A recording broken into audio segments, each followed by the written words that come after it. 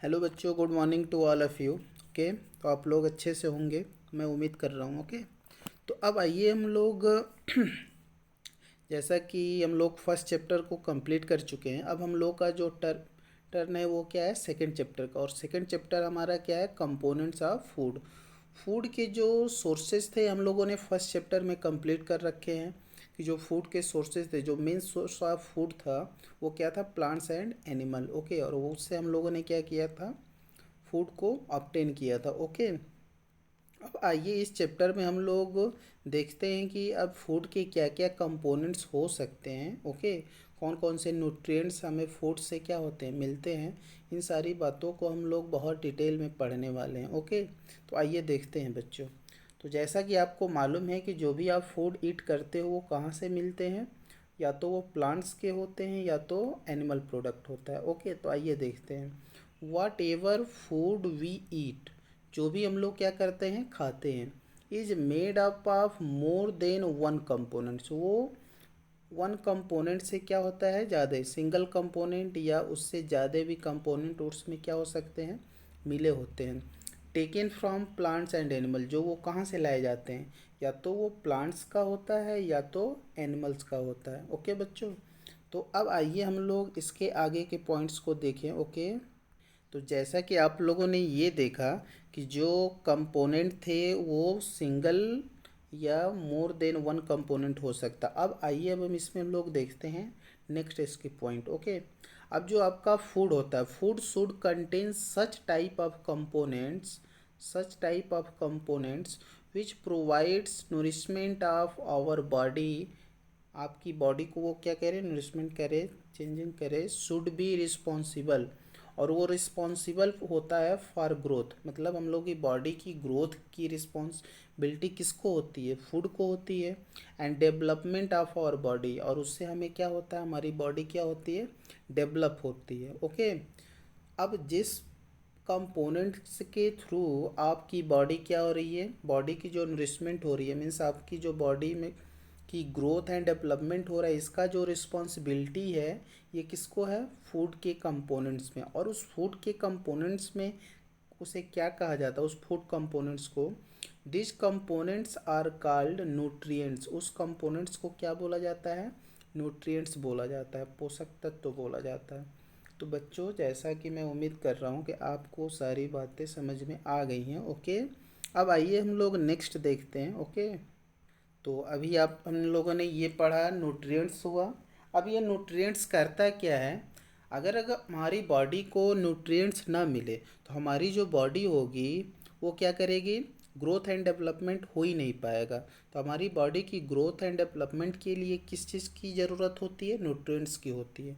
तो अब आइए कौन कौन से हमारे पास न्यूट्रिएंट्स हैं उसके बारे में हम लोग स्टडी करते हैं। ओके, तो जैसा कि आप देख रहे हो यहाँ पे जो हेडिंग है वो क्या है, मेजर न्यूट्रिएंट्स ऑफ फूड। हम जो फूड क्या करते हैं, ईट करते हैं, अब उस फूड में कौन कौन से न्यूट्रिएंट्स पाए जाते हैं इसके बारे में हम लोग स्टडी करते हैं। ओके बच्चों, तो आइए देखते हैं। अब ये बातें आप देख रहे हो कि ये जो हमारे फूड न्यूट्रिएंट्स होते हैं, जो भी आप फूड ईट करते हो उसमें कितने तरह के, कितने टाइप्स के न्यूट्रिएंट्स पाए जाते हैं।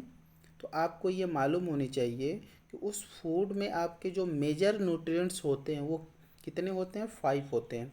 और वो कौन कौन से होते हैं, आइए देखते हैं।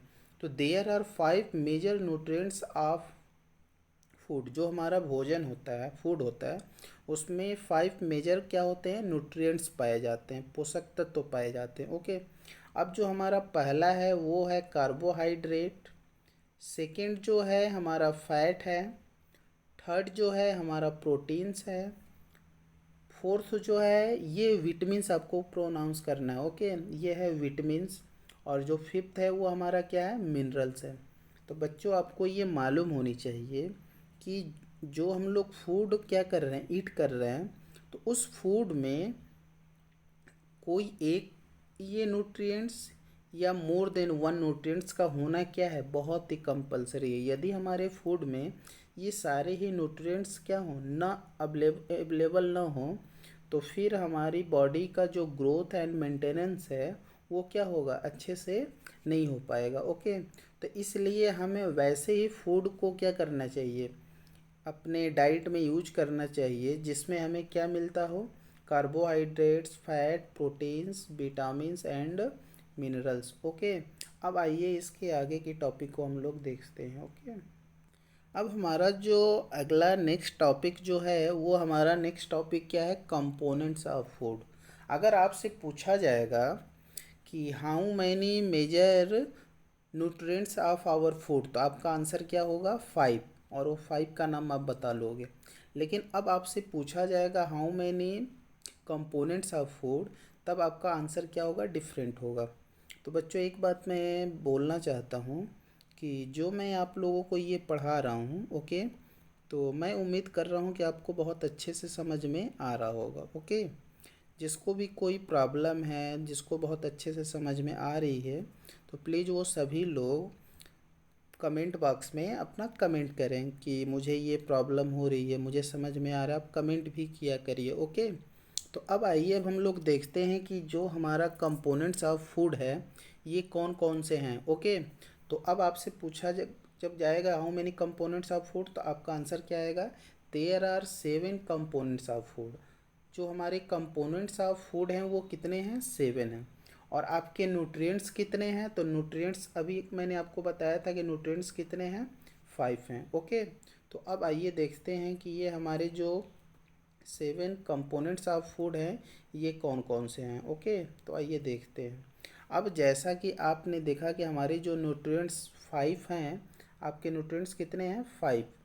उन सारे 5 न्यूट्रिएंट्स को लेकर ले लीजिए, और इसमें 2 अदर और भी आपके ये फूड में ये भी पाए जाते हैं। ओके, और इनको जब आप क्या कर लेंगे, ऐड कर लेंगे, मीन्स 5 + 2, 5 आपके तो न्यूट्रिएंट्स हो गए, और 2 अदर और भी हमारे फूड में पाए जाते हैं, अभी मैं आपको बता रहा हूँ।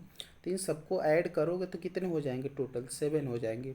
अब ये 7 आपके क्या हैं, कंपोनेंट्स ऑफ फूड हैं। ओके, तो अब आइए देख लेते हैं सबको वन बाय वन करके। तो पहला जो हमारा कंपोनेंट्स ऑफ फूड है वो क्या है, कार्बोहाइड्रेट्स। सेकंड जो है फैट। थर्ड हमारा प्रोटीन्स। फोर्थ हमारा विटामिन्स। फिफ्थ हमारा minerals. Six water. And seventh जो हमारा क्या है, रफेज है। अब इसमें बच्चों प्रॉब्लम ये है हम लोगों को कि मैंने आप लोगों को ये जो 5 आपके, ये 5 क्या हैं, ये 5 मिनरल्स तक ये आपके क्या हैं, ये तो आपके न्यूट्रिएंट्स हैं। ओके, ये आपके न्यूट्रिएंट्स है। यही 2 अदर चीज़ें हैं, वाटर एंड रफेज। अब ये जो वाटर एंड रफेज है, ये भी हमारे फूड का ही क्या है, एक इम्पोर्टेंट पार्ट्स है। ओके, अब यहाँ पे मैं आपको बता देता हूँ कि जो आपके न्यूट्रिएंट्स होते हैं, आपके न्यूट्रिएंट्स की फूड वैल्यू जो होती है वो होती है, न्यूट्रिएंट्स की फूड वैल्यू होती है। बट ये आपके वाटर एंड रफेज, ये 2 ऐसे पार्ट्स ऑफ फूड हैं जिसकी क्या होती है, कोई फूड वैल्यू नहीं होती, इसकी फूड वैल्यू नहीं होती। ओके, तो अब बच्चों आइए देखते हैं, वेट थोड़ा सा, हाँ तो देख लें बच्चों। तो अब देखिए हमारा ये जो कार्बोहाइड्रेट है, अब कार्बोहाइड्रेट हमें करता क्या है, कार्बोहाइड्रेट जो न्यूट्रिएंट्स है, ये अभी हम लोगों ने देखा कि जो न्यूट्रिएंट्स है वो हमारे बॉडी की ग्रोथ एंड मेंटेनेंस की रिस्पॉन्सिबिलिटी को क्या करता है, पे करता है। अब वो कैसे करता है, आइए हम लोग देखते हैं। अब जो आपका कार्बोहाइड्रेट्स है, कार्बोहाइड्रेट आपके बॉडी को क्या करेगा, तो ये आपकी बॉडी को एनर्जी गिविंग न्यूट्रिएंट्स हैं। कार्बोहाइड्रेट्स जितने हैं वो सारे ही आपके क्या हैं, एनर्जी गिविंग न्यूट्रिएंट्स हैं। मतलब ये हमें क्या करते हैं, एनर्जी देते हैं। और जब हमें एनर्जी देते हैं तो हमारी शरीर की क्या होती है, ग्रोथ होती है, वर्क को हम कम कर पाते हैं। ओके, अब हम लोग देखते हैं हमारा सेकंड जो है, सेकंड आपका क्या है, तो सेकंड आप देख रहे हो कि सेकंड हमारा क्या है, फैट। अब फैट क्या करेगा, तो ये भी आपको याद रखना कि फैट को भी आप क्या बोलोगे, एनर्जी गिविंग न्यूट्रिएंट्स।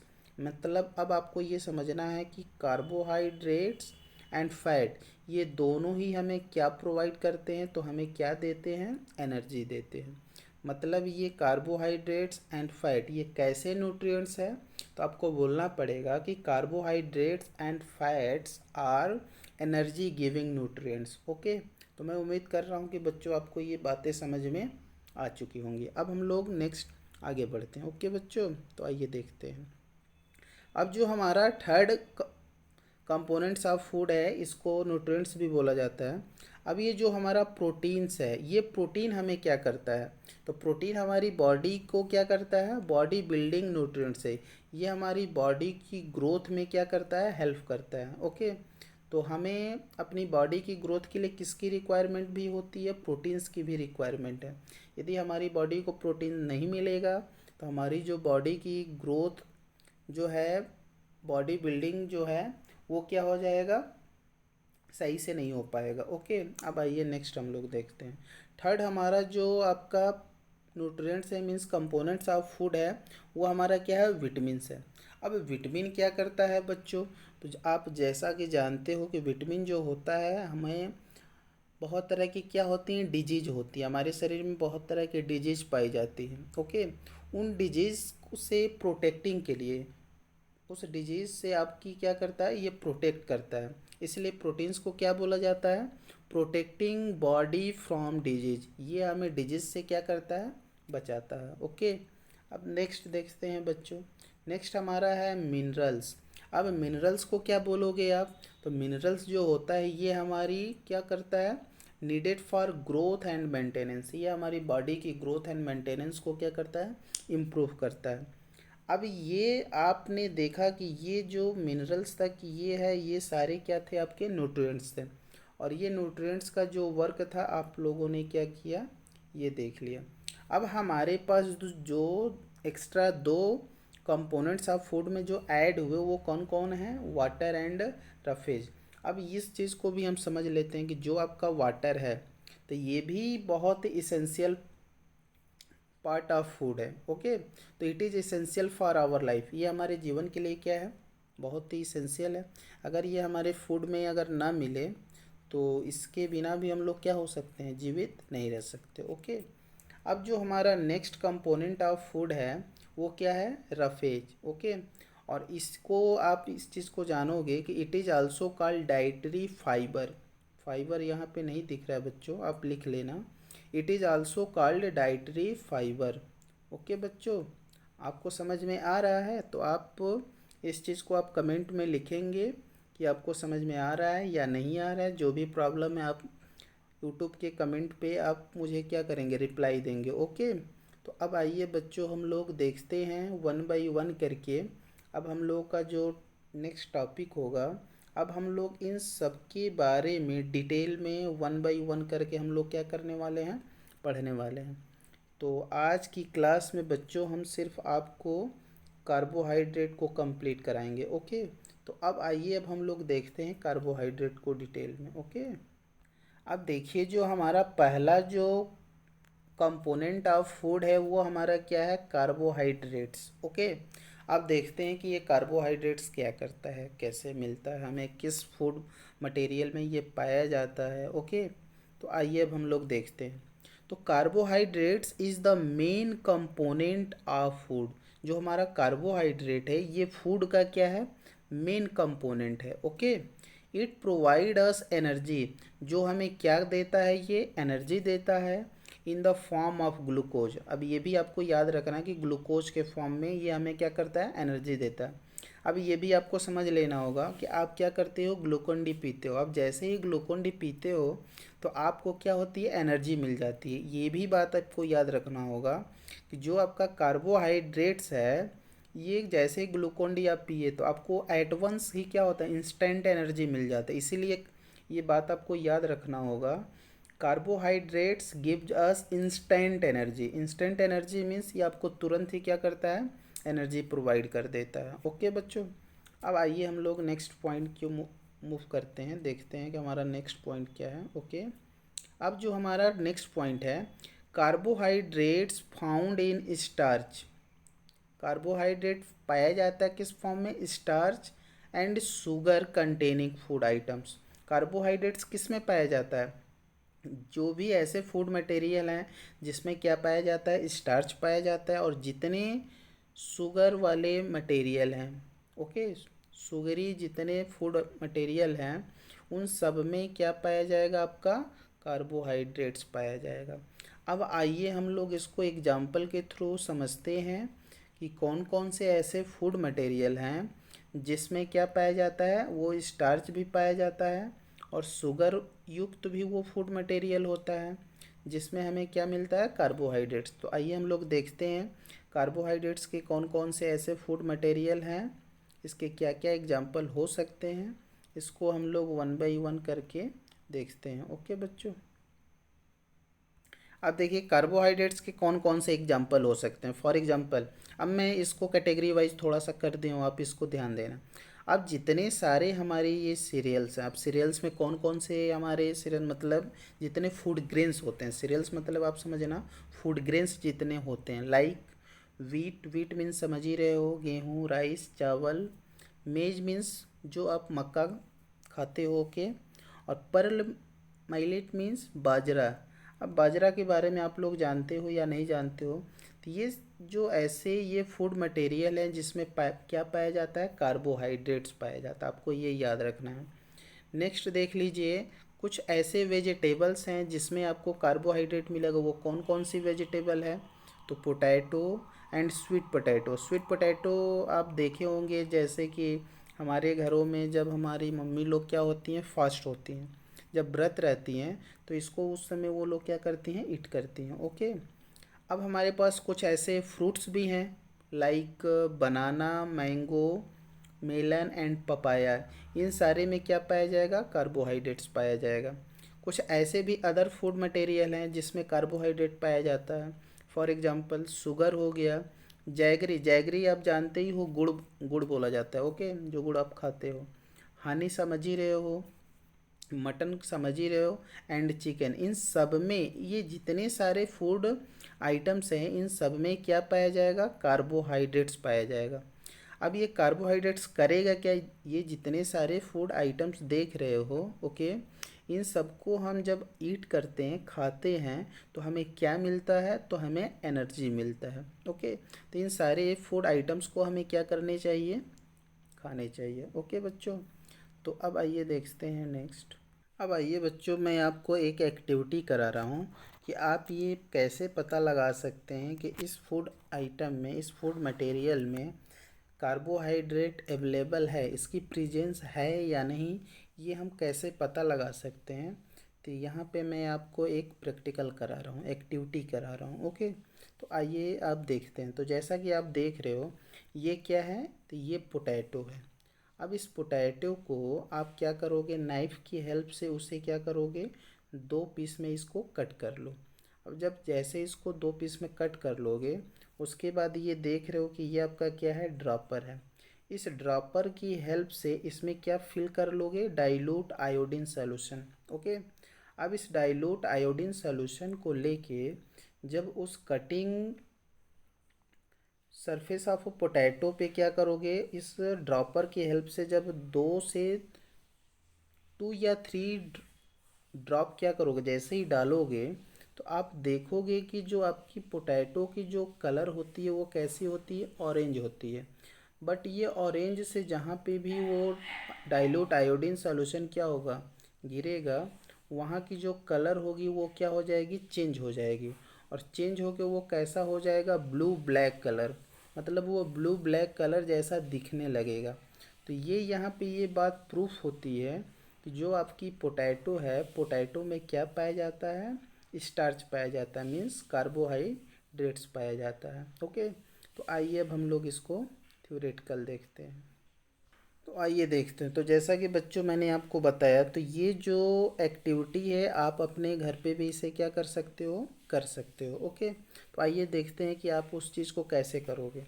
तो टेस्ट ऑफ स्टार्च, हम स्टार्च के टेस्ट कैसे करेंगे कि जो हमारा पोटैटो है, पोटैटो में स्टार्च है या नहीं, कार्बोहाइड्रेट है या नहीं, क्योंकि स्टार्च एक क्या है, कार्बोहाइड्रेट है।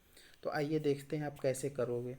तो टेक अ रा पिल्ड पोटैटो, रा पिल्ड पोटैटो मीन्स जो छिलके वाला जो आपका आलू होता है वो ले लीजिए। Okay, cut it into 2 pieces, और उसको 2 पार्ट में क्या कर लीजिए, नाइफ की हेल्प से उसे क्या कर दीजिए, 2 पीस में कट कर दीजिए। ओके, कट करने के बाद अब आपको करना क्या होगा, ऐड 2 और 3 drops of dilute iodine solution.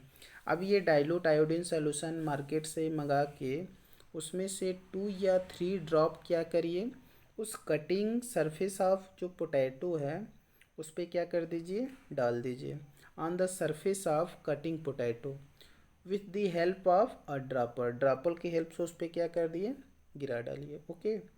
उसके बाद आप देखेंगे क्या कि जो पोटैटो की जो कलर कैसी होगी, ऑरेंज थी, वो कलर अब चेंज होके कैसी हो गई रहेगी, blue and blue black colour की हो जाएगी। ओके। तो you will find the colour changes, तो आप देखोगे कि कलर क्या हो चुका है, चेंज हो गया है from orange to blue black.